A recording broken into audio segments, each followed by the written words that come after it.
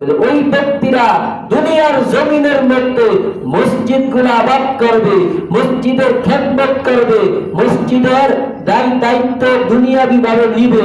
ওই ব্যক্তিরা কারা? আল্লাহ রাব্বুল আলামিন বলে, ইন্নামা মাসাজিদাল্লাহ মান আমানা বিল্লাহি ওয়াল ইয়াউমিল আখির আকিমুস সালাত ওয়া ইতাইজ যাকাত ওয়া লাম ইয়াখশা ইল্লাল্লাহ ফাআসা উলাইকা আইয়াকুনা মিনাল মুহতাদিন। জোরে কোন আল্লাহু আকবার। আল্লাহ পাক রব্বুল আলামিন বলে, দুনিয়ার মানুষেরা রে ভালো করে শুনিয়া নাও, এই গোটা জমিনের মধ্যে ওই ব্যক্তিরা তো মসজিদের আবাদ করবে, মসজিদের খেদমত করবে, মসজিদের দুনিয়াদারি দায়িত্ব নিবে। ওই ব্যক্তিরা যারা আমানা বিল্লাহ, আল্লাহর প্রতি ঈমান এনেছে, আল্লাহকে বিশ্বাস করে, ওয়াল ইয়াউমিল আখির, পরকালকে বিশ্বাস করে, এবং তারা সালাত আদায় করে, নামাজ আদায় করে, যাকাত ফরজ হলে তারা যাকাত দেয়, ইল্লা ওয়ালাম ইয়াখশা ইল্লাল্লাহ, আর তারা আল্লাহ তাআলাকে ভয় করে। এই এরাই তো সঠিক পথের মধ্যে আছে, এরাই তো আল্লাহ তাআলার রহমতের পথে আছে, হেদায়েতের পথে আছে। ওইসব লোকেরাই যারা আল্লাহকে ভয় করে, সালাত আদায় করে, যাকাত দেয়, তারাই তো মসজিদ নির্মাণ করবে, মসজিদের দায়িত্ব নেবে, মসজিদ আবাদ করবে। জোরে কোন সুবহানাল্লাহ। প্যারা হাজিরিন, আজকে সমাজের মধ্যে দেখা যায় মসজিদের দায়িত্ব নেয় কারা? যারা সুদখোর, ঘুষখোর, ঠিক কিনা? আওয়াজ দেন, ঠিক কিনা? যারা সুদখোর, ঘুষখোর, মেলাবাজি, নামাজ পড়ে না, ঘুষ খায়, সমাজের মধ্যে তাকাইলে দেখা যায় সুদের খাতায় তার নামটা আগে আছে, ঘুষের খাতায় তার নামটা আগে আছে, সামনে দিয়ে খায় না, পিছু দিয়ে খায়, ঠিক কিনা? প্যারা হাজিরিন, শুধু তাই না, ওইসব লোকেরা আজকে মসজিদের দায়িত্ব নেয়, তারা সেক্রেটারি হয়, মসজিদের ক্যাশিয়ার হয়, সভাপতি হয়। আশ্চর্যের বিষয়, দুঃখের বিষয়, কিন্তু আল্লাহ বলে, যারা ঈমানদার, পরকালকে বিশ্বাস করে, যারা যাকাত দেয়, সালাত আদায় করে, আল্লাহকে ভয় করে, তারাই মসজিদের দায়িত্ব নেন, তাদের দায়িত্ব, ঠিক কিনা? প্যারা হাজিরিন, আল্লাহ পাক আমাদেরকে সঠিকটা বোঝার মতো সে তৌফিক দান করে, বলে আমিন। প্যারা হাজিরিন, আল্লাহ পাক রব্বুল আলামিন কত সুন্দর করে কোরআনুল কারীমের মধ্যে আল্লাহ তাআলা আরো বলেন, ওমান আযলামু মিম্মান মানাআ মাসাজিদাল্লাহ আইয়াজকারা ফিহা ইসমুহু ওয়া সাআ ফি খরবিহা।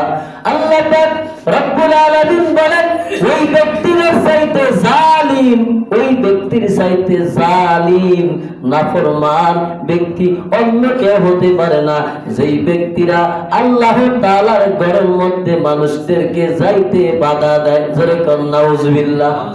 মসজিদে যাবে, নামাজ পড়বে, জিকির আজকার করবে, আল্লাহকে স্মরণ করবে, অথচ একদল মানুষ দেখা যায় মসজিদের বিরোধিতা করে, মসজিদে মানুষকে দায়িত্ব দেয় না, অন্যদিকে ফিরে রাখে, ঠিক কিনা বলেন? আছে না?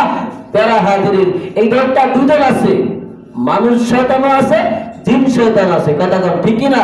তো যারা মানুষদেরকে মসজিদে যাইতে বাধা প্রদান করে, মসজিদের বিরোধিতা করে, তারা চায় না এখানে মসজিদ হোক, একটা ভালো কাজ হোক, মসজিদে নামাজ পড়বে, আল্লাহ তাআলার গুণগান গাইবে, কিছু একটা লোক আছে তারা চায় না, তারা বিরোধিতা করে, মসজিদের আওয়াজ, আজান, তারা ওয়াজ নসিহতের আওয়াজ শুনতে পারে না, তাদের অন্তরটা জ্বলে চারকার হয়ে যায়।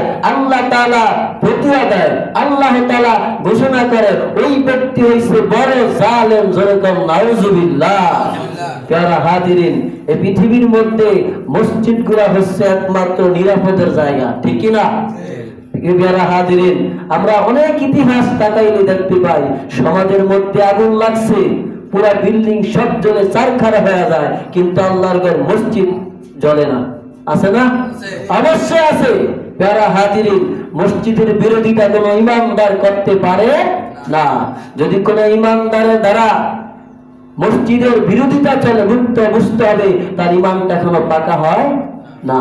প্যারা হাজিরিন, আল্লাহ রাব্বুল আলামিন এই মসজিদে অনেক তাজিম করার জন্য বলেছেন, রাসূলুল্লাহ দ্বারা ইঙ্গিত দিয়েছেন। দেখেন আল্লাহ রাসূল সাল্লাল্লাহু আলাইহি ওয়াসাল্লাম তিনি সুন্দর করে বলেন, আল্লাহ তাআলার নিকট সবচাইতে মহব্বতের জায়গা হলো মসজিদ। জোরে কোন সুবহানাল্লাহ। আহিব্বুল বিলাদা ইলাল্লাহি মাসাজিদুহা ওয়া আবগাদু বিলাদা ইলাল্লাহি আসওয়াকুহা। আল্লাহ তাআলা নিকট সবচাইতে মহব্বতের জায়গা, মহব্বতের স্থান হচ্ছে আল্লাহ তাআলার ঘর মসজিদ। জোরে কোন সুবহানাল্লাহ। আর আল্লাহ তাআলা নিকট ঘৃণিত জায়গা, অপছন্দের জায়গা হচ্ছে বাজার। কি কথাগণ? কি বাজার। আজকে মুসলমান আমাদের কপালান্তি পড়ে গেছে। আমরা আজকে তাকাইলে দেখতে পাই বাজার বানাইছে মসজিদের মতো, মসজিদ বানাইছে বাজারের মতো। বলে কেমনে? যত কথা আছে মসজিদে চালায়া দেয়, দুনিয়াবি কথা, ঠিক কি না? অথচ এই কথাগুলো কিন্তু বাজারে খারাপ জায়গায়, যত আকতা কুকতা সব মসজিদে চলে। তা আপনার বিবেকে নাই যে মসজিদ আল্লাহর ঘর? মসজিদ কার ঘর? আল্লাহর ঘর। কথা কন, কার ঘর? মসজিদ আল্লাহর ঘর। আল্লাহর ঘর। আপনার ঘরে আমার ঘরে যদি কেউ অন্য প্রাসঙ্গিক কথা বলে আমার মনটা খারাপ হয়ে যাবে, ঠিক কি না? আপনি ঘরে দাওয়াত করেছেন, ঠিক আছে, আপনার ঘরে আসছে, যেটা মূল কথা, যেটা আপনার নিজ যেই কথা, দায়িত্ব কাজকর্ম ছাড়া যে অন্য প্রাসঙ্গিক কোনো কথা বলে আপনার মনটা খারাপ হবে না? মেজাজটা খারাপ হয়ে যাবে। আল্লাহ কেমন রহমান, আল্লাহ ভাবতেন এই বান্দা তুই আমার ঘরে আসছিস, আবার দুনিয়াবি কথা বলস, আবার মসজিদকে নাপাক করে দেস, ওই নাফরমান বাইরে হয়ে যা। আল্লাহ বলতে পারতেন না?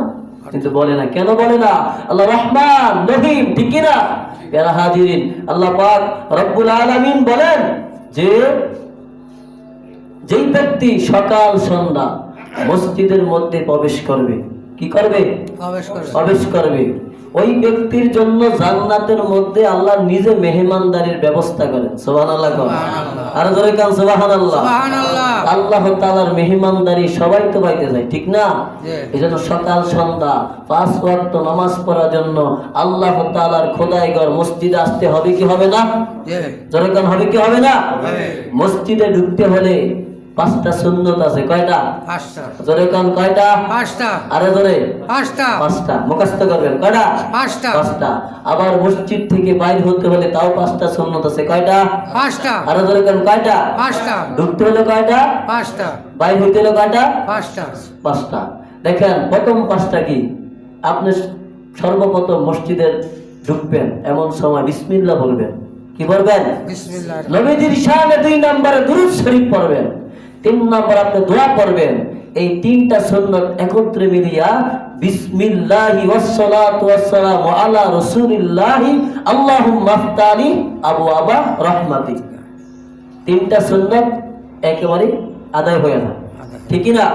প্যারা হাজিরিন, 4 নাম্বার আপনি যখন ঢুকবেন মসজিদে খেয়াল করবেন সুন্নাতগুলা কি। 4 নাম্বার সুন্নাত হচ্ছে মসজিদে যখন ঢুকবেন আপনি ডান পাও দিয়ে ঢুকবেন। কোন পাও দিয়া? ডান পাও। কথা বলেন, কোন পাও দিয়া? ডান পাও দিয়া। ডান পাও দিয়া। আর মসজিদে ঢুকবেন 5 নাম্বার আপনি ইতিকাফের নিয়ত করবেন। ইতিকাফে ঢুকলে কি দুনিয়ার কোনো কথা চলে না? কথা কম চলে? চলে না। শুধু খালি আল্লাহর গোলামি চলে, ঠিক কি না? শারীরিক হোক, জবানি হোক, কলবি হোক, লিসানি হোক, শুধু আল্লাহ তাআলার প্রশংসা গুণগান চলে। ইতিকাফে নিয়ত করবেন। এটা হচ্ছে এই ঢুকার সময় 5টা সুন্নাত। কয়টা? 5টা। যেরকম কয়টা? 5টা। এবার আপনি মসজিদ থেকে বাইর হইবেন, তাও 5টা সুন্নাত। কয়টা? 5টা। 5টা। আপনি যখন মসজিদ থেকে বাইর হইবেন তাও আপনি পড়বেন বিসমিল্লাহি। 3টা সুন্নাত একত্রে নেবেন। প্রথম বলবেন বিসমিল্লাহ, দ্বিতীয়বার নবীজির উপর সালাম দিবেন, নবীজিকে সালাম দিবেন, দুরূদ পড়বেন। 3 নম্বরে আপনি দোয়া পড়বেন। এটা একত্রে বিসমিল্লাহি ওয়াসসালাতু ওয়াসসালামু আলা রাসূলিল্লাহি আল্লাহুম্মা ইন্নী আসআলুকা মিন ফাদলিক। মুখস্থ নাই, মুখস্থ করে নেবেন। অযথা সময় না কাটে একজন হুজুরকে দেবেন। হুজুর বাংলা লেখা দেন, বাংলা হয় না, আমরা বাংলাতে লেখা দেন, মুখস্থ করে নেন। কি রাজি আছেন কি নাই? প্যারা হাজিরিন, আপনি যখন এই 3টা গেল, আপনি যখন মসজিদ থেকে বাইর হইবেন আপনি সর্বপ্রথম বাম পাও দিয়া বাইর হবেন। কোন পাও দিয়া? বাম পাও। কথা কোন? কোন পাও? বাম পাও। বাম পাও দিয়ে বাইর হবেন। আপনি বাম পাও বাইর হইয়া বাম পাওটা আগে দিয়া ডান পাও জুতা ঢুকাইবেন। কোন পায়ে? বাম পা আগে ডান পা পরে। বাম পাও আগে দিয়া ডান পাও জোতা আগে ঢুকাইবেন, ঠিক না? অনেকের প্রশ্ন, কেন আমরা মসজিদে ঢুকবো ডান পাও দিয়ে কেন? কারণ এটাই বুঝাইতে চায় দুনিয়া থেকে মসজিদ উত্তম, বাম থেকে ডান উত্তম, ঠিক না? জি। প্যারা হাজিরিন, এবার আপনি যখন বাইর হবেন তখন আপনি কেন বাম পাওটা আগে দিবেন? কারণ এটাই বুঝাইতে চায় দুনিয়া মসজিদ থেকে দুনিয়াটা নিকৃষ্ট, হুম, ঠিক না? খারাপ। ডান থেকে বাম নিকৃষ্ট, ঠিক না? প্যারা হাজিরিন, এই জন্য খেয়াল করবেন, সুন্নত গুলা খেয়াল করবেন, বিরক্তিকর মনে করবেন না, আপনার জানা নাই জেনে নেবেন। আল্লাহ পাক আমাদের সকলকে বোঝার আমল করার মতো সেই তৌফিক দান করে বলে আমিন। আমিন। আখিরে দাওয়ানা আলহামদুলিল্লাহি রাব্বিল আলামিন।